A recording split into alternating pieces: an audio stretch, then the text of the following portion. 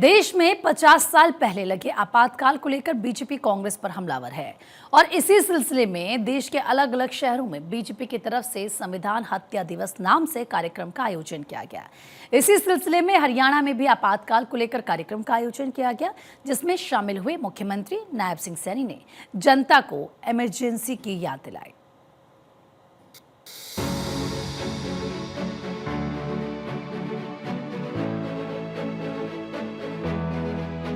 50 वर्ष पहले साल 1975 में देश में लगा आपातकाल भारत के इतिहास में एक काले अध्याय की तरह है और उसी दौर की सच्चाई अब बीजेपी पूरे भारत को बता रही है। देश भर में आपातकाल के 50 साल पूरे होने पर कार्यक्रमों का आयोजन हो रहा है। इसी कड़ी में हरियाणा में भी इमरजेंसी का इतिहास बताने के लिए संविधान हत्या दिवस नाम से कार्यक्रम का आयोजन किया गया, जिसमें मुख्यमंत्री नायब सिंह सैनी ने शिरकत की और बताया कि आपातकाल के दौर में देश के पवित्र संविधान को अपने स्वार्थ के लिए किस तरह कुचल दिया गया।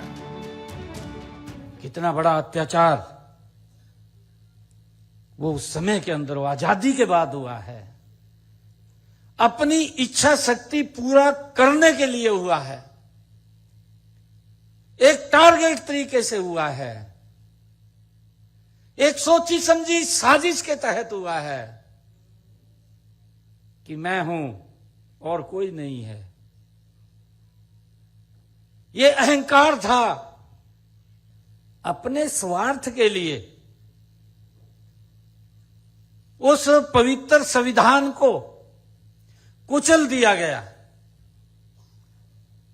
उसको तोड़ मरोड़ दिया गया। इस कार्यक्रम के दौरान मुख्यमंत्री नायब सिंह सैनी ने आजादी के बाद रियासतों के विलय में सरदार वल्लभ भाई पटेल की भूमिका भी बताई, तो वहीं साथ ही कांग्रेस पर निशाना साधते हुए उसकी गलत नीतियों को भी जनता के सामने रखा। इस दौरान अपने संबोधन में मुख्यमंत्री नायब सिंह सैनी ने कांग्रेस पर संविधान के अपमान का आरोप भी लगाया।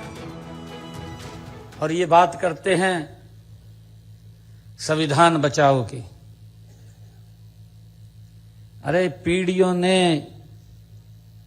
इस संविधान की सुरक्षा नहीं की है जो लोग संविधान की बुक उठा करके घूम रहे हैं।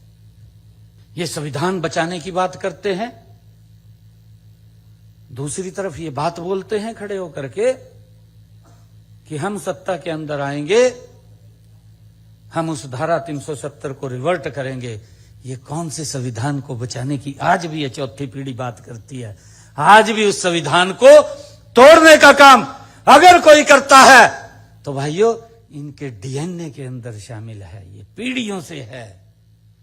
ये इसकी रक्षा नहीं कर रहे, ये इसको तोड़ने का काम कर रहे हैं, ये इसको कुचलने का काम कर रहे हैं। आपातकाल के 50 साल पूरे होने पर संविधान हत्या दिवस कार्यक्रम में सीएम सैनी ने जम्मू कश्मीर को लेकर कांग्रेस के रुख पर भी निशाना साधा। मुख्यमंत्री सैनी ने कार्यक्रम के दौरान एक तरफ जहां कश्मीर में 2 प्रधान और 2 निशान को लेकर कांग्रेस को घेरा, तो वहीं जम्मू कश्मीर से धारा 370 खत्म कर बीजेपी ने किस तरह डॉक्टर श्यामा प्रसाद मुखर्जी का सपना पूरा किया, इसकी भी जानकारी दी। डॉक्टर श्यामा प्रसाद मुखर्जी इन्होंने परमट प्रथा शुरू कर दी जम्मू कश्मीर के अंदर कि परमट लेकर के जम्मू कश्मीर में प्रवेश किया जाएगा।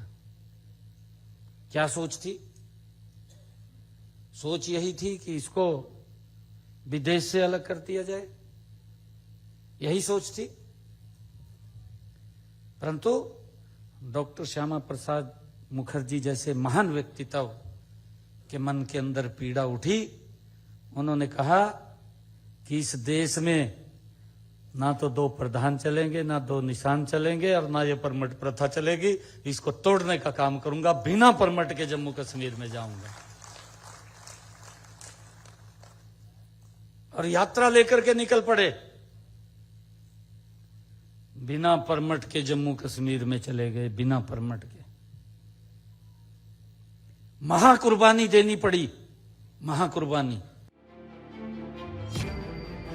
कार्यक्रम को संबोधित करते हुए हरियाणा के सीएम नायब सिंह सैनी ने इस बात पर भी जोर दिया कि आने वाली पीढ़ियों को भारत के इतिहास और आपातकाल के बारे में जानना चाहिए, तो साथ ही देशवासियों को ये भरोसा भी दिलाया कि विकास की बढ़ती हुई रफ्तार से भारत विश्व में नई पहचान बना रहा है। मुख्यमंत्री नायब सिंह सैनी ने कहा कि ये स्मृति समारोह केवल अतीत को याद करने के लिए नहीं है, बल्कि ये हमें भविष्य के लिए तैयार करने का अवसर है और हमें एक ऐसे भविष्य का निर्माण करना है जहां लोकतंत्र हमेशा फलता फूलता रहे, स्वतंत्रता की लौ हमेशा जलती रहे और भारत एक मजबूत और जीवंत लोकतंत्र के रूप में विश्व में हमेशा चमकता रहे। चंडीगढ़ से डॉक्टर थानेश्वर शर्मा की रिपोर्ट, भारत 24।